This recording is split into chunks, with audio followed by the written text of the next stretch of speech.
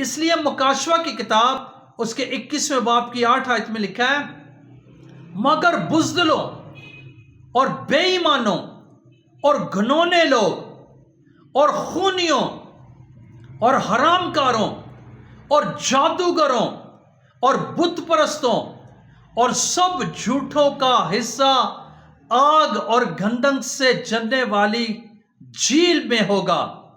یہ دوسری کیا ہے؟ موت ہے۔ خداوند نہ صرف موت جو ہے اور نفرت کرتا ہے، بلکہ خداوند سزا بھی دیتا ہے۔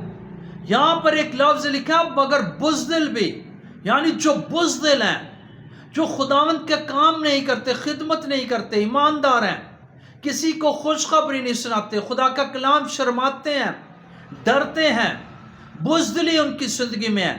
اور اسی لیے لکھا ہے کہ بزدل بھی اور پھر بے ایمان گھنونے لوگ، خون ریزیاں، رامکاریاں، جادوگریاں کرنے والے، جو بت پرستی کرتے ہیں، چراغ بتیاں کرتے ہیں، جادوگر، بت پرست، بتوں کے پوجا کرنے والے، اور سب جھوٹوں کا حصہ کیا ہے؟